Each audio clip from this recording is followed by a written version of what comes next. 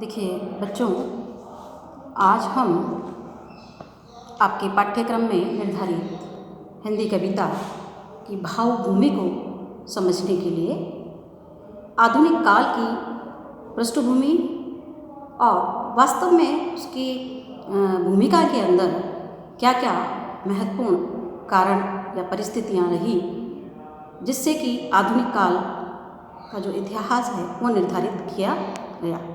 आधुनिक हिंदी कविता के विकास क्रम को समझने के लिए आपको सबसे पहले उसकी भूमिका को समझना आवश्यक है। देखिए बच्चों कि हिंदी साहित्य में आधुनिक काल का सीमा निर्धारण संमत 1900 से आज तक किया गया है। अधिकतर विद्वानों का मत है कि भारतेंदु हरिश्चंद्र की जन्म सन 1850 से ही हिंदी साहित्य के आधुनिक काल को माना जाना चाहिए। 19वीं शताब्दी में यह एक वैज्ञानिक क्रांति का युग था और सामाजिक, राजनीतिक एवं वैज्ञानिक परिस्थितियां उस समय करवट बदल रही थी। 19वीं शताब्दी मानवीय इतिहास से संबंधित एक महत्वपूर्ण शताब्दी रही है, क्योंकि आप देखिए कि उस समय हम आज़ादी के लिए संघर्षरत थे और इधर वैश्विक परिदृश्य पर बच्चों देखा जाए तो विज्ञान अपने विकास की गति को पकड़ने लगा था। विज्ञान में प्रयोग, परीक्षण और विश्लेषण हो रहे थे। विज्ञान के प्रभाव से जीवन सुख सुविधापूर्वक होने लगा था। रेल, जहाज, डाक, टेलीफोन, बिजली की खोज ने इन सब में एक महत्वपूर्ण भूमिका का निर्वहन किया। बच्चों आप देखिए कि इसी समय छापे खाने का आविष्कार, मुद्रण कला आदि ने साक्षरता को बढ़ावा दिया, क्योंकि आज हम भूमिका समझ रहे हैं कि भाई वास्तव में आधुनिक काल जो गति पकड़ी उसने वो किस संदर्भ में, कैसे, क्या उसके पीछे पृष्ठभूमि रही है, उस चीज़ की हम बात कर रहे हैं। अब आप देखिए कि इस समय 1857 की क्रांति ने मानो एक हलचल मचा के रख दी थी और भारतीय जनसाधारण में एक प्रकार की चेतना का उस समय धीरे धीरे विकास और जन्म भी होने लगा था। उनके चिंतन में बहुत सारी चीज़ें चलने लगी थी, वे समझने लगे थे और सामाजिक, सांस्कृतिक एवं धार्मिक अवस्था के बिगड़ते स्वरूप को भांप कर ही भारतीय चिंतन जगत में हमारे जो समाज सेवी रहे, जो हमारे नेतृत्व करता रहे, उन्होंने जैसे कि राजा राम मोहन राय, स्वामी दयानंद सरस्वती, तो उन्होंने सबसे पहले जो है क्रमशः अगर हम उसका अध्ययन करें तो क्रमवार हम देखें तो सबसे पहले ब्रह्म समाज 1828 ईस्वी में और आर्य समाज 1875 ईस्वी में इसकी स्थापना हुई। अन्य संगठनों में प्रार्थना समाज 1867 ईस्वी में बम्बई में थियोसोफिकल सोसाइटी की जो है स्थापना, सन 1882 में मद्रास में स्थापना ने भारतीय जनसाधारण को एक नवीन जागृति, एक चेतना का दृष्टिकोण प्रदान किया। आधुनिक काल की भूमिका निर्माण में देखा जाए तो विभिन्न राजनीतिक, सामाजिक नवजागरण के प्रेरणा स्रोत अनेक संगठन भी रहे हैं, जिनमें हम संक्षिप्त रूप से देखें तो सबसे पहले हम बात करें ब्रह्म समाज की। इसकी स्थापना राजा राम मोहन राय ने की और 1828 ईस्वी में इन्होंने इसकी स्थापना की। समाज सुधारक होने के नाते इन्होंने भारतीय समाज में व्याप्त तत्कालीन रूढ़ियाँ, कुरीतियाँ, बुराइयाँ, कर्मकांड, अवतारवाद, पर्दा प्रथा आदि को दूर करने का लक्ष्य इसके माध्यम से जनता के समक्ष रखा। फिर बच्चों अब देखिए कि आर्य समाज आता है और आर्य समाज में भारतीय समाज, धर्म, संस्कृति व जन जीवन में आदर्शवादी भावना की प्रतिष्ठा करने वाली दूसरी प्रमुख संस्था आर्य समाज उस समय रही, जिसने जन जागृति का कार्य किया और समाज सुधार का इसने कार्य किया। सामाजिक चेतना इसी से विकसित हुई। आर्य समाज की स्थापना सन 1875 में स्वामी दयानंद सरस्वती, देखा जाए तो 1824 से 1883 ईस्वी में की।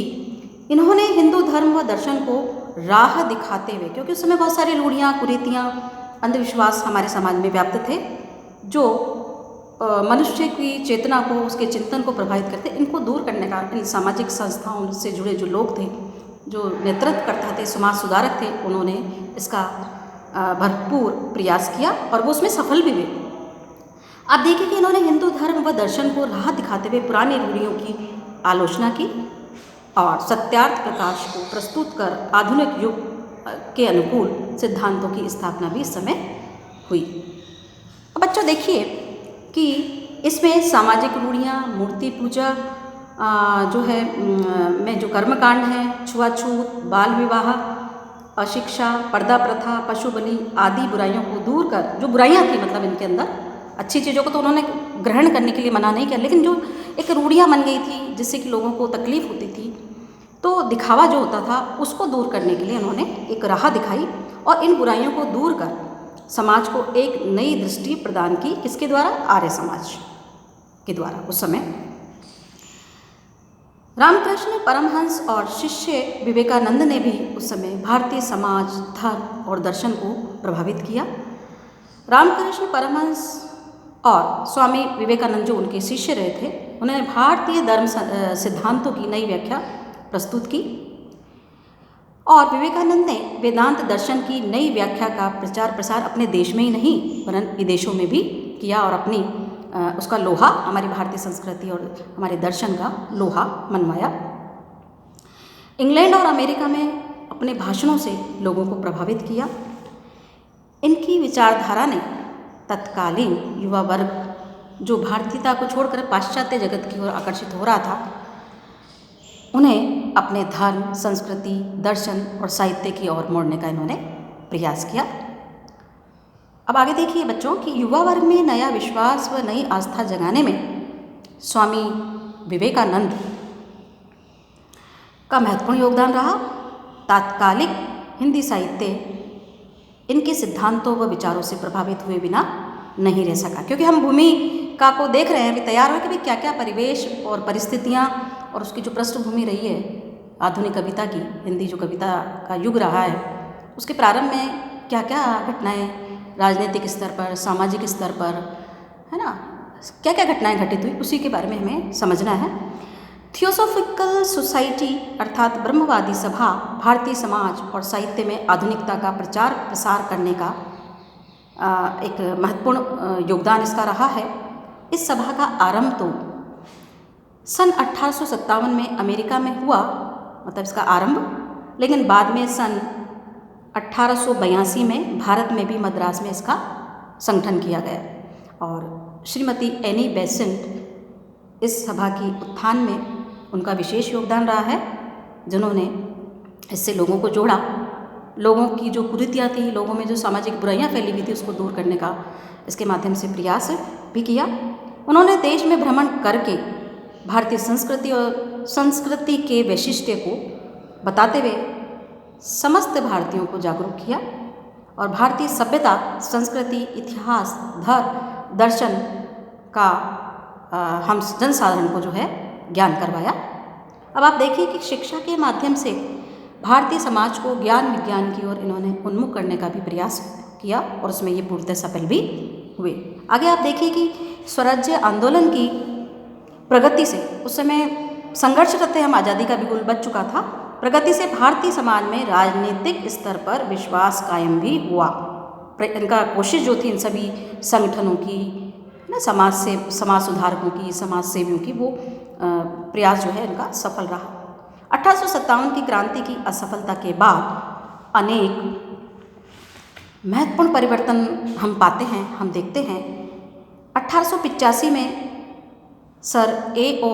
ह्यूम ने कांग्रेस की स्थापना की। दादा भाई नौरोजी, सुरेंद्रनाथ बनर्जी, लाला लाजपत राय, गोपाल कृष्ण गोखले और से स्वतंत्रता संघर्ष को एक मजबूती मिली। मतलब राजनीतिक दृष्टिकोण परिदृश्य के ऊपर तो चीज़ें अलग चल रही थी, समाज में अलग तरह की चीज़ें चल रही थी। इन सब के साथ मिलकर के एक समाज को एक नव जीवन, समाज को एक विकास की नई दिशा, समाज को उत्थान की दिशा को हमें प्रदान करना था। और वो सारी चीज़ें को साहित्य समाज का दर्पण होता है, वो उससे अलग नहीं रह सकता, तो वो चीज़ें उसके अंदर आती ही हैं। तो वो भूमिका हमें समझने की आवश्यकता। अब आगे देखिए आप कि भारतीय जनमानस में स्वराज्य प्राप्ति के प्रति इन सब के प्रयासों से एक प्रबल उमंग जागृत हुई तत्कालीन परिवेश में। प्रारंभिक जो युग रहा है हमारा आधुनिक हिंदी कविता का, और विभिन्न सामाजिक संगठनों राजनीतिक प्रयासों से, इन सब के राजनीतिक प्रयासों से एक स्वतंत्रता की आस सबके भीतर जागृत होने लगी। उस समय महात्मा गांधी ने नवीन जीवन दर्शन के साथ प्रस्तुत करते हुए अहिंसा का जो है मूल मंत्र दिया, और उसके साथ उन्होंने मानव सब, हमारे जो सामाजिक जीवन है, मानव मात्र के भीतर जो व्याप्त जो बुराइयां थी, उन सबको दूर करने का एक अद्भुत जो है प्रयोग किया और प्रयास किया, जिसमें वे सफल हुए। भगत सिंह आज़ाद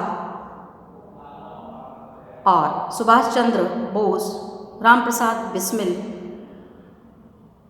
आदि जो हमारे क्रांतिकारी रहे हैं, उन्होंने बच्चों स्वराज्य प्राप्ति के लिए वे ये आज़ादी के दीवाने थे जो हमारे देश के लिए संघर्षरत थे और उस मैदान में कूद पड़े, जहाँ पर इन्होंने बिगुल बजा दिया था सुधार का और स्वतंत्रता स्वराज्य प्राप्ति का बिगुल बजा दिया।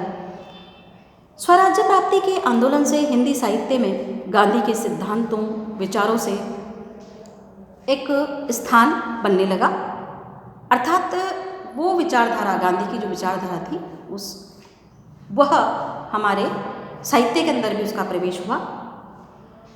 हिंदी साहित्य उपर्युक्त घटनाओं और विचारकों के विचारों से प्रभावित हुए बिना नहीं रह सकता और ना रह सका। उस समय इन सब का प्रभाव हम देखते हैं। उपर्युक्त वातावरण के आधार पर आधुनिक काल की परिस्थितियों को समझना आसान हो जाता है। मतलब एक भूमिका एक प्रकार की कि भाई ये भावभूमि तैयार होगी, आप इससे कविता को समझ सकेंगे। आधुनिक जो कविता की यात्रा चली है उस विकास क्रम को आप समझ पाएंगे। आधुनिक काल के साहित्य सृजन की पृष्ठभूमि हमारे समक्ष इस संक्षिप्त विवरण से आप लोग इसको समझ पाएंगे। कल हम इसके आगे जो परिस्थितियां हैं हिंदी कविता की आधुनिक काल की, उसको हम अध्ययन करेंगे। आज के लिए केवल इतना ही।